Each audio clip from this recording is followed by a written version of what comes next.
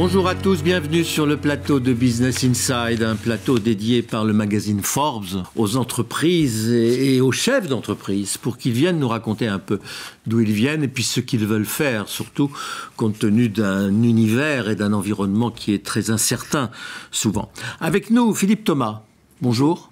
Voltinum, c'est le nom de la société dont vous êtes le président et qui est spécialisée, si j'ai bien compris, dans la protection des innovations. Donc là, il y a un peu de propriété intellectuelle, sûrement. Tout à fait. Et puis la protection des actifs numériques. C'est quoi exactement votre métier ? Alors on fait plusieurs choses. Voltinum avec Volt qui veut dire coffre-fort électronique et Inum pour cette partie premium, platinum. Ouais. Donc nous on va avoir plusieurs stacks, comme on dit en informatique, plusieurs niveaux de solutions. Un niveau où on va protéger les actifs numériques et notamment les logiciels, puisqu'aujourd'hui si on veut protéger son industrie, on va aller faire des brevets. Si on veut protéger sa musique, on va aller à SACEM. Si on veut protéger son logiciel, on va faire appel à un tiers de confiance, comme Voltinum au niveau européen ou l'Agence pour la protection des programmes en France. Il n'y a pas d'autre organisation que des sociétés privées spécialisées dans la protection et dans les tiers de confiance. Aujourd'hui, non. Alors l'INPI le fait, mais beaucoup pour marque et brevet, le fait pas tellement pour le logiciel. C'est pas leur domaine. En Europe, c'est incroyable ça. Moi je pensais que le logiciel était protégé. Il est protégé par le droit d'auteur. Oui. Et ce droit d'auteur, en fait, il faut le prouver. Il faut prouver l'antériorité, quand est-ce que j'ai développé le logiciel, et il faut prouver la propriété. C'est moi qui l'ai fait. Et donc, pour cela, en fait, on va faire des dépôts de code source avec la partie documentation. Et en cas de contrefaçon, en cas de litige, on va pouvoir amener la preuve en disant « Mais non, vous ne pouvez pas m'accuser de contrefaçon puisque ce logiciel, je l'ai fait en 2012. » Et je vous le prouve, puisqu'en fait, il ressort d'un tiers de confiance. C'est pas sur mes serveurs pour lesquels j'aurais pu changer la cloque, l'horloge, mais ça vient d'un tiers de confiance. Et sur cette activité-là, il y a beaucoup de business, il y a beaucoup de risques. Donc il y a des gens qui se surveillent. Des gens qui surveillent, je sais pas. Non, mais des gens qui se surveillent, qui veillent à conserver la propriété. Bien sûr. Tous les juristes... Parce qu'on est en risque. Font attention. Et on est en risque sur plein de domaines. Il y a des voyous. Partout. Ouais. Il y a des hackers et on va oui, en parler. Bien sûr. Oui, il faut faire attention à bien protéger sa propriété intellectuelle, comme on protégerait ses brevets. Il faut protéger son logiciel. Et pour cela, l'utilisation d'un tiers de confiance est importante. Et c'est en ça qu'on essaie de servir nos clients. Et quand vous dites, mais est-ce qu'il y en a beaucoup comme ça ? Mais c'est exponentiel. Aujourd'hui, la tech est omniprésente. Et la croissance de la tech, la croissance du nombre de logiciels est exponentielle. On le voit partout. On le voit au niveau de nos licornes. Aujourd'hui, si vous prenez Blablacar, Doctolib, toutes ces boîtes-là sont basées sur de la tech. Ouais. Ils sont basées sur de la tech. Oui, donc vous êtes au bord de la cybersécurité. Vous êtes sur le marché de la cybersécurité. On est en amont. Bah oui. Mais tout à fait, ça fait partie de la propriété intellectuelle. Vous êtes en amont, c'est-à-dire que vous allez essayer de repérer les maillons faibles, les zones à risque, les zones noires, les zones grises, enfin tout ça. C'est ça. Et on va regarder ces zones sous 3 angles, sous 3 prismes. La propriété intellectuelle dont on parlait, la cybersécurité, et ce qu'on va appeler la scalabilité, donc la capacité de ces entreprises à croître, peut-être aussi d'une façon exponentielle, sans s'effondrer. La cybersécurité, c'est un vrai problème aujourd'hui. C'est un énorme enjeu. Aujourd'hui, je crois que la dernière étude, c'était toutes les 11 secondes, une boîte est cyberattaquée. Toutes les 11 secondes. C'est énorme. On vient de parler, il y a 3 boîtes qui se sont fait attaquer, même peut-être plus. Et aujourd'hui, cet enjeu, il est de plus en plus fort. Pourquoi ? Parce que IoT, parce que blockchain, parce que toutes ces nouvelles technos émergent. Et évidemment, les hackers, qui sont des voleurs, mais informatiques, veulent aussi prendre leur part du gâteau. Et donc, vont attaquer. Et cette cybersécurité, elle peut être protégée d'un point de vue infrastructure, des firewalls, ce que tout le monde connaît. C'est un mur de feu, va empêcher l'hacker de rentrer. Mais ce dont on parle beaucoup moins, c'est l'importance aussi de vérifier que son code source est aussi perméable ou imperméable au hacker. Code source, c'est son ADN. Code source, c'est ça, c'est le logiciel. Ouais, tout à fait. Et autant si on compare aujourd'hui l'infrastructure à un château fort, ce qui va se passer, c'est qu'on a besoin de faire rentrer des données tout le temps, surtout si on est dans le cloud. Et surtout si on fait du télétravail en plus. Et en plus avec le télétravail. Donc le pont-levis du château fort, il est ouvert. Et donc là, attention, puisque si tout le monde rentre sur le cloud, malgré tous les niveaux de cybersécurité qui sont mis en place par les Azure, les Amazon, etc., une fois qu'on est rentré quand même dans ce château fort, est-ce qu'on a accès au code source ? Est-ce qu'on a accès à la data ? Et la data, il faut la protéger, comme vous le savez, RGPD, toutes les données de santé, tout ça c'est dangereux. Et il faut éviter que le code source ait ces données-là. Les mots de passe écrits en dur, et nous c'est ce qu'on va regarder. et on va le regarder, quand vous parliez de protection, à 2 niveaux. C'est-à-dire qu'on va faire un espèce de check-up, de bilan de santé. C'est-à-dire qu'on va se poser les bonnes questions.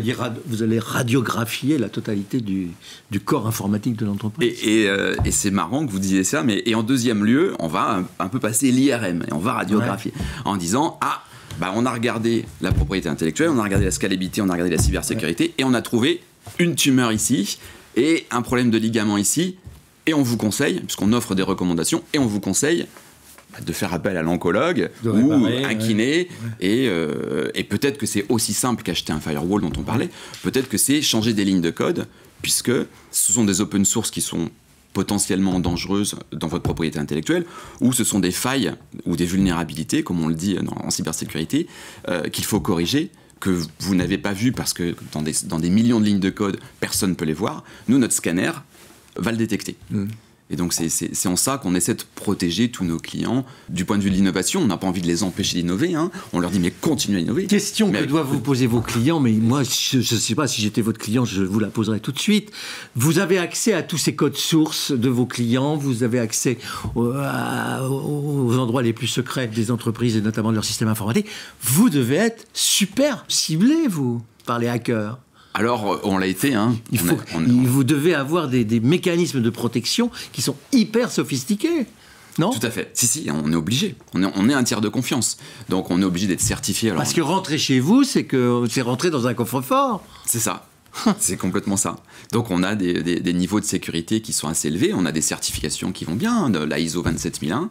Et puis, on a aussi un environnement qui est complètement fermé. Nous, on n'est pas dans le cloud, pour des raisons de souveraineté aussi. Vous n'êtes pas dans le cloud ? Non. Mais parce que le cloud est finalement géré par l'étranger. C'est ça que vous dites. Il y a un peu de ça. Quand je parlais de souveraineté, il y a un petit peu de ça. On a une seule petite malheureuse entreprise, qui est quand même une licorne, qui s'en occupe, mais c'est la seule à côté des autres. Et les autres Amazon, sont énormes. Google et tout. Ouais. Donc nous, on est obligé d'agir dans un environnement fermé, qui a ses contraintes aussi. C'est-à-dire que le code arrivé chez nous, le client qui met son code ne peut pas aller le chercher.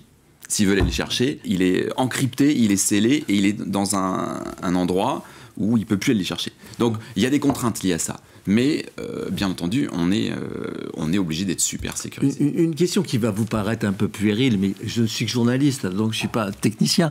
Le consommateur que nous sommes, les consommateurs que nous sommes aujourd'hui préoccupés par nos passwords, nos mots de passe, etc. On nous en demande de plus en plus pour pouvoir... Mais ce faisant, on alourdit aussi notre utilisation de l'informatique. On n'a pas encore trouvé un système qui permettrait de s'affranchir de ces passwords. Alors les mots de passe... C'est incroyable, enfin. Il y a des mécanismes. Alors on les note quelque part dans des petits bouts de papier, à droite, à gauche, et puis il suffit que le hacker vienne et puis vous pique votre truc, et puis ça y est, il a tous vos passwords, quoi. Les hackers ont plein de méthodes. Des méthodes de phishing qui sont les meilleures aujourd'hui. C'est d'envoyer un email en faisant croire qu'il s'appelle Jean-Marc et puis vous répondez. Donc ils ont plein de méthodes. Pour la gestion du password, il y a des sociétés. Il y a des sociétés. Des sociétés il faut retenir un seul password. Et en fait, à chaque utilisation de chaque application, on demande, grâce à ce password, à cette appli de générer. Et en fait, on va l'utiliser comme ça. Donc il y a des réponses. Question toujours très pratique. Lorsque l'ordinateur intègre votre password et qu'il vous le ressort dès que vous mettez l'adresse de l'application que vous voulez, est-ce que c'est sécurisé, ça, ou pas ? Alors, c'est encrypté. Oui, c'est un gros niveau de sécurité. C'est un gros niveau de sécurité ? C'est pas mal. Vous voyez ce que je veux dire ? Oui. C'est pratique, c'est quand même plus pratique. Est-ce que vous voulez retenir... Il vous pose la question, est-ce que vous voulez qu'on retienne votre adresse et votre... Non, et puis il peut avoir la SNCF, pour avoir la banque, pour avoir tout ça. Et puis il peut être temporaire, régénéré. C'est-à-dire que si j'en reviens à nous, quand on fait l'audit de code, la société cible va downloader son code ou uploader son code sur nos serveurs, mais ça va être temporaire. Donc ça, c'est important aussi, d'un point de vue cybersécurité. C'est-à-dire que le code arrive chez nous, il est lu par un scanner automatique, et une fois que le scanner a fini, il envoie son rapport, le code est deleté. Donc une attaque DOS, Deny of Service, qui est une attaque, c'est des bourrins qui vont attaquer le système en cherchant le mot de passe. Au bout d'un moment, il leur faut du temps. Mais si nous, au bout de 30 minutes, on l'a enlevé, c'est trop tard. Donc on va jouer aussi sur la temporalité, sur la régénération du mot de passe ou la régénération des... Question que je pose à beaucoup de vos concurrents et vos collègues, mais ils ne me répondent pas. Est-ce que vous avez vous-même embauché des hackers ? Alors la réponse est oui, je vais vous répondre. La réponse Avant, est vous avez oui. Ouais. Alors il y a des white hackers, Ouais. des hackers des gentils, Ouais. et nous on a fait appel à des experts. Alors ils sont pas salariés chez nous.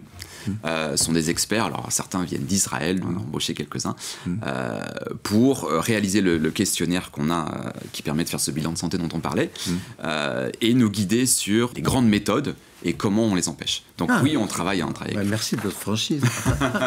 Bon, ça s'appelle Voltinum.